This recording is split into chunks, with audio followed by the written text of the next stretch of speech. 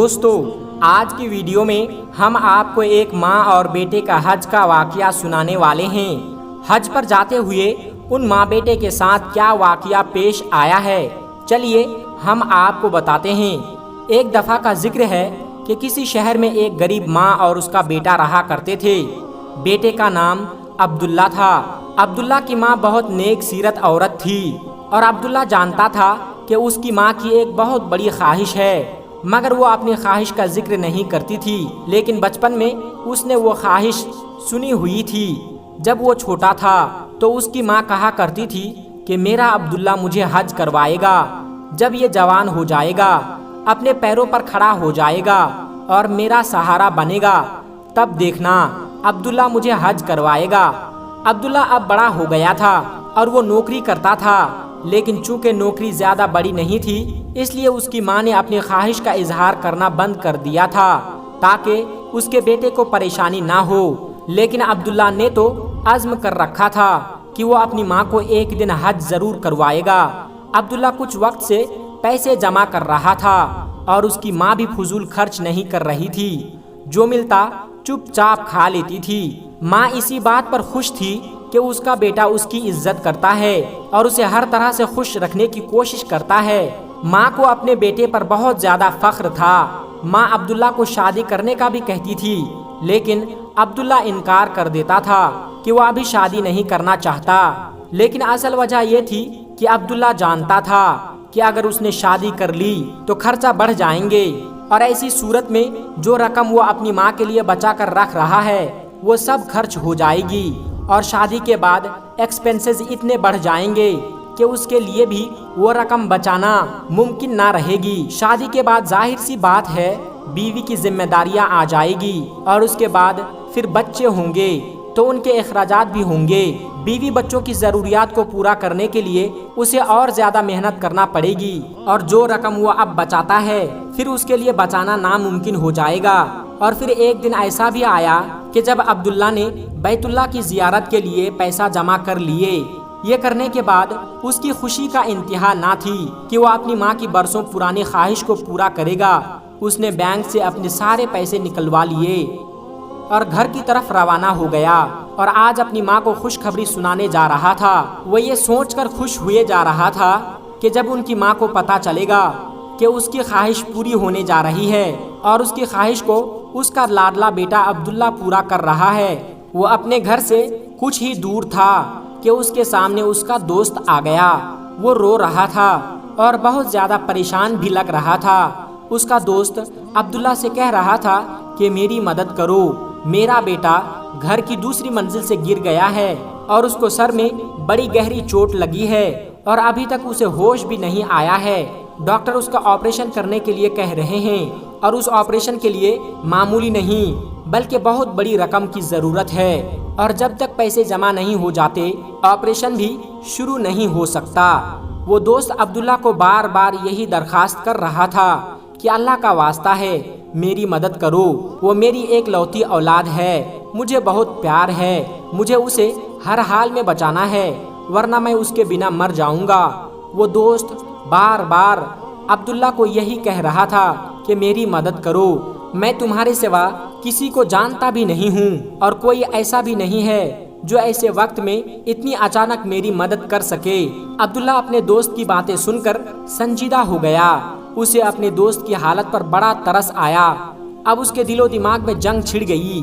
ایک طرف ماں کی خواہش یعنی حج تھا، اور دوسری جانب دوست کے بیٹے کی جان۔ اس نے اپنی پوری زندگی لگا دی تھی یہ پیسے جمع کرنے میں۔ اب وہ کشمکش میں تھا اور سوچ و بچار میں تھا کہ آخر میں کیا کروں۔ اتنے میں اس کی ماں کی آواز اس کے کانوں میں گونجی۔ آواز یہ تھی کہ عبداللہ، جب تمہارے پاس کوئی مدد کو آئے تو مدد کرنے سے گریز نہ کرنا۔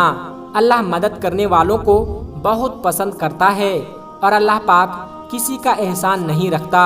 تم جو دو گے اللہ تمہیں 10 گنا بڑھا کر دے گا، تمہاری نیکی کبھی رائے گاہ نہیں جائے گی۔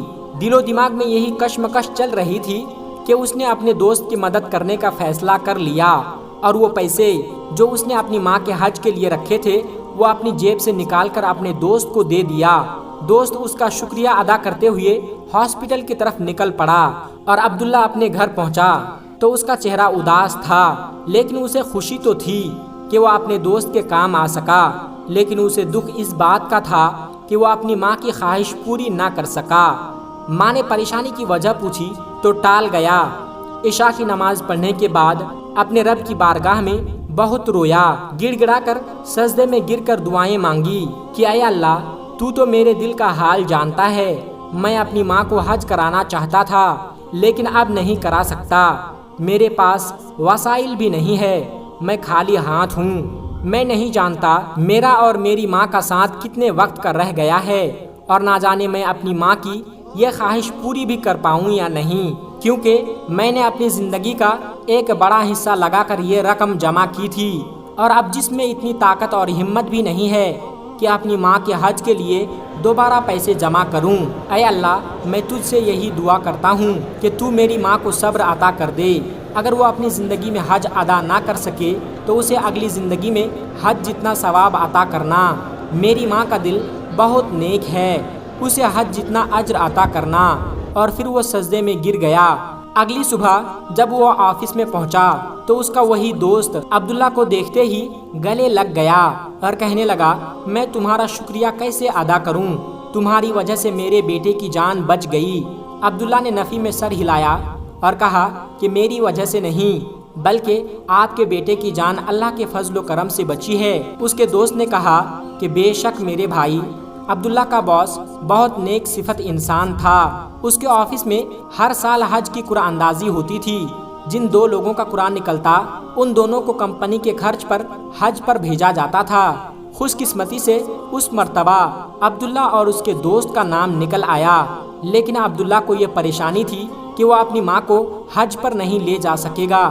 اس کے دوست نے عبداللہ کی پریشانی دیکھی تو اس نے پوچھا کہ تمہیں تو خوش ہونا چاہیے کہ تم اللہ کے گھر حاضری دینے جا رہے ہو، لیکن پھر تم پریشان کیوں ہو؟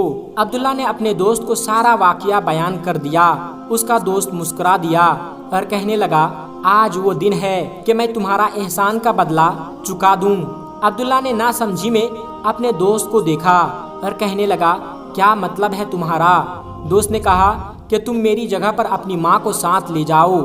عبداللہ یہ سن کر بہت خوش ہوا اور اپنے دوست کو گلے لگا لیا، اور پھر عبداللہ اور اس کی ماں نے ایک ساتھ حج کیا۔ حج کے دوران ایک خاندان کے ساتھ حج ادا کر رہا تھا۔ انہوں نے دیکھا کہ عبداللہ اپنی ماں کا بے حد خیال رکھ رہا ہے، کبھی ماں کو اپنے ہاتھ سے کھانا کھلا رہا ہے تو کبھی ماں کے پاؤں دبا رہا ہے۔ وہ خاندان عبداللہ سے اتنا زیادہ متاثر ہوا کہ انہوں نے عبداللہ کے لیے اپنی بیٹی کا رشتہ مانگ لیا۔ اور دوستو، اللہ کی کرنی ایسی ہوئی کہ خوش قسمت عبداللہ کا نکاح شہر نبی مدینہ منورہ مسجد نبوی میں پڑھایا گیا۔ سبحان اللہ۔ دوستو، بے شک انسانیت کا رشتہ سب سے بڑا ہے، اور جب آپ دکھی انسانیت کی خدمت کرتے ہیں، کسی مصیبت میں گھرے انسان کا ساتھ دیتے ہیں، تو بے شک اللہ تبارک و تعالی آپ کو اس سے بڑھ کر آپ کو عطا کرتے ہیں۔ دوستو، تو اگر آپ کی زندگی میں کبھی کوئی ایسا واقعہ پیش آئے تو کوشش کریں کہ اس کی جتنی زیادہ مدد ہو سکے صدق دل سے، نیک نیتی سے اور بے لوث خدمت کریں۔ بے شک اس کا بہترین اجر دینے والی ذات صرف اور صرف اللہ کی ہے۔ اللہ سے دعا ہے کہ اللہ تبارک و تعالی ہمیں بھی حج اور عمرہ کی سعادت نصیب فرمائیں۔